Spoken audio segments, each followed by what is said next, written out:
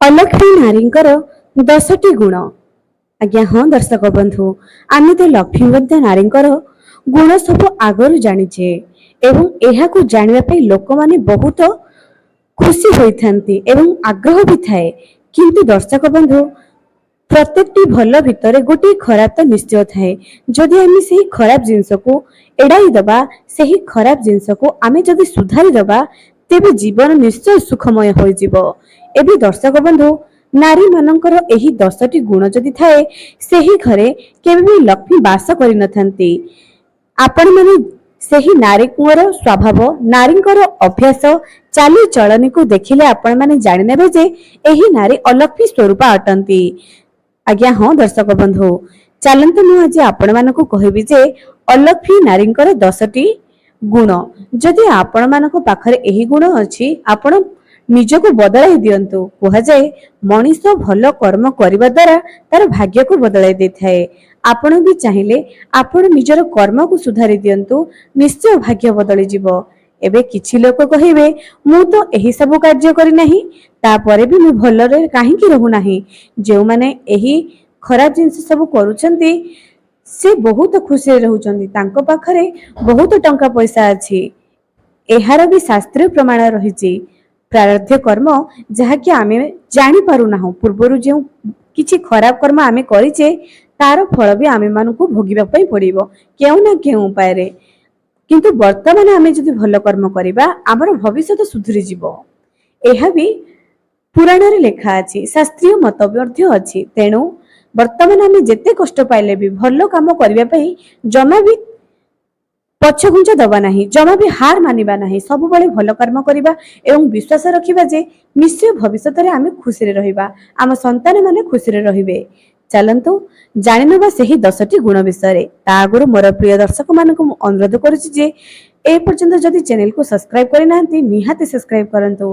पाखरे थिबा bell icon को क्लिक करी वीडियो को गोटी लाइक टी करि दियंतु एवं कमेंट सेक्शन रे जय मां लक्ष्मी निहाती लिखंतु।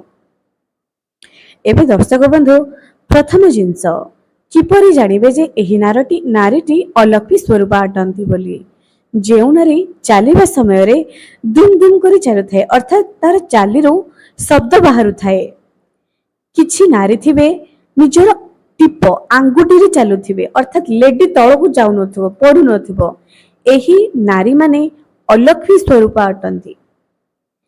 एही भलिया नारी अलक्ष्मी स्वरूप अटंती। एहा थिला प्रथम गुण। कुहा जे चाली जार सुंदर होई थाए, जहार चाली हाथी परी होई थाए, अर्थात झुली झुली धीर स्थिर चाली जार होई थाए, मां लक्ष्मी ता पाखरे सर्वदा प्रसन्न होई थांती। देखुथिबे जेउ घरे बहुत सारा लोक थांती, काम तो बहुत करबा पई पड़ु थाए, किंतु सेमानकर पादरु शब्द बाहरी न थाए। किछि जण नारी चालिबा समय शब्द बाहरी थाए, काम केते भी पड़ू ना काहे कि किछि नारी चालिबा समय जमा भी शब्द बाहरी न थाए, किंतु किछि नारी चालिबा समय शब्द दुम दुम होई शब्द करी करी जांती। एहा अलक्ष्मी नारींकर स्वभाव अटे।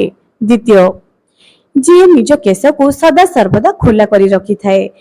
सेजरे सोइबा समय रे हो, मंदिर जीवा समय रे हो, जे कोनोसी भी समय रे केश को खोला करी रखी थांती। एहा अलक्ष्मी नारींकर गोटे स्वभाव अटे। तृतीय रे, जदि आपण सेही नारी को कोनोसी भल विचार देबे बा भल उपदेश देबे, से आपणको कथा को टाळिबे, आपणको कथा जमा भी रखिबे नाही, जमा भी सुनिबे नाही, सेही कथा को जमा भी खातिर करिबे नाही। आपण केते भी भल चिंता करंतु, से केबे हेले आपणको कथा को सम्मान देबे नाही। एहा भी एक अलक्ष्मी नारींकर गुण अटे। चतुर्थ रे, जेउ नारी मिछ कहउथाए, परनिंदा परचर्चा गाली गुलज करुथाए, अन्य को दुख देउथाए, अन्यर खुशी देखिले ईर्षा करुथाए, सेही नारी अलक्ष्मी स्वभावर अटंती। मां लक्ष्मी केबे भी तांको पाखरे रहिबे नाही। गोटिए कथा मने रखंतु दर्शक बंधु, टंका पैसा जीवनर सब खुशी आनी न थाए। आपण माने देखुथिबे चाळ छपर घरे रहिकि भी किछि परिवार खुशी रे रहुथिबे एवं किछि परिवार राजमहल रे रहिकि भी तांको घरे सुख नथिबो। तेणु जेतिकी भी मिलुची सेतिकी रे संतुष्ट हुअन्तु एवं भल कर्म करन्तु, भाग्य आपे आपे बदली जिवो। पंचम रे, जेउ नारी ନିଜ ସ୍ୱାମୀଙ୍କର ସୁଖରେ ସୁଖୀ ହୋଇନଥାଏ, ଦୁଃଖରେ ଦୁଃଖୀ ହୋଇନଥାଏ, ପରିବାରକୁ ସାଙ୍ଗରେ ଧରି ଚଳି ନଥାଏ, ପରିବାରରେ ଦୁଃଖ ସୁଖରେ ସମାନତା ଭାବରେ ନିଜକୁ ଖାପ ଖୁଆଇ ଚଳି ନଥାଏ। ଅର୍ଥାତ୍ ଆଜି ସ୍ୱାମୀଙ୍କ ପାଖରେ ପଇସା ନାହିଁ, ତାଙ୍କୁ ଅସମ୍ମାନ କରିବା। ଆଜି ସ୍ୱାମୀଙ୍କ ପାଖରେ ପଇସା ଅଛି, ଆଜି ଆମେ ସମ୍ମାନ ଦେବା, ଏଇଭଳିଆ ସ୍ୱଭାବର। ଅର୍ଥାତ୍ କହିବା ସମସ୍ତେ ଏହିପରି ନୁହନ୍ତି, କିନ୍ତୁ କହିବାର ତାତ୍ପର୍ଯ୍ୟ ସ୍ୱାମୀଙ୍କର ଦୁଃଖରେ ଦୁଃଖୀ, ସ୍ୱାମୀଙ୍କର ସୁଖରେ ସୁଖୀ ଯିଏ ହୋଇଥାଏ। ଏବଂ ପ୍ରତ୍ୟେକ ପୁରୁଷଙ୍କର ବି କର୍ତ୍ତବ୍ୟ, ପ୍ରତ୍ୟେକ ଶାଶୁ ଶ୍ୱଶୁରଙ୍କର ବି ଏହା କର୍ତ୍ତବ୍ୟ ଯେ ସେମାନେ ଯେଉଁ ପର ଝିଅଟିକୁ ନିଜ ଘରକୁ ଆଣିଛନ୍ତି ତାକୁ ଅତି ଆଦରର ସହକାରେ, ଅତି ଯତ୍ନର ସହକାରେ ରଖିବେ। କେବଳ ଘରର ଗୃହିଣୀ ଚାହିଁଲେ ସେହି ଘର ସ୍ୱର୍ଗ ହେବ ନାହିଁ। ପ୍ରତ୍ୟେକ ପରିବାରର ସଦସ୍ୟ ଚାହିଁଲେ ଯେ ସେହି ଘରଟି ସୁଖୀ ହେବ। ପ୍ରତ୍ୟେକ ବ୍ୟକ୍ତି ଚେଷ୍ଟା କଲେ ଯାଇ ସେହି ଗୃହିଣୀଟା ଭଲ କାର୍ଯ୍ୟ କରିପାରିବ। ଯଦି ଆମେ ଭଲ ବ୍ୟବହାର କରିବା, ସାମ୍ନାବାଲା କେତେ ଦିନ ହବ ଅପବ୍ୟବହାର ଆମ ପ୍ରତି କରିବ, ନିଶ୍ଚୟ ସେ ବି ବଦଳିଯିବ। ତେଣୁ ପ୍ରତ୍ୟେକ ବ୍ୟକ୍ତିଙ୍କର କାର୍ଯ୍ୟ ଅଟେ ଯେ ନିଜେ ନିଜକୁ ସୁଧାରିବା। ଷଷ୍ଠ ଜିନିଷଟି ଏଇଆ ଅଟେ ଯେ ସନ୍ଧ୍ୟା ଗଡ଼ିଗଲା ପରେ ଯିଏ ସନ୍ଧ୍ୟାବତୀ ଦେଉଥାଏ, ଯାହାକୁ ସନ୍ଧ୍ୟା ଗଡ଼ିଗଲା ପରେ ଯେଉଁ ବ୍ୟକ୍ତି ବା ଯେଉଁ ଘରର ମହିଳାମାନେ ସନ୍ଧ୍ୟା ଗଡ଼ିଯିବା ପରେ ଶୋଇକରି ରହିଥାନ୍ତି, ସନ୍ଧ୍ୟା ସେମିତି ଗଡ଼ି ଚାଲିଥିବ କିନ୍ତୁ ସନ୍ଧ୍ୟା ଦୀପ ଦେବେ ନାହିଁ, ସବୁବେଳେ ଲେଟ୍ କରିଥାନ୍ତି ସନ୍ଧ୍ୟା ଦୀପ ଦେବା। ଏହା ତ ଲକ୍ଷ୍ମୀ ପୁରାଣରେ ବି ବର୍ଣ୍ଣିତ ଅଛି। ସନ୍ଧ୍ୟା ଗଡ଼ିଗଲେ ଯିଏ ଦିଏ ସନ୍ଧ୍ୟାବତୀ, ଧନ ପୁତ୍ର ହାନି ହୁଏ ସଦା ବହୁ କ୍ଷତି।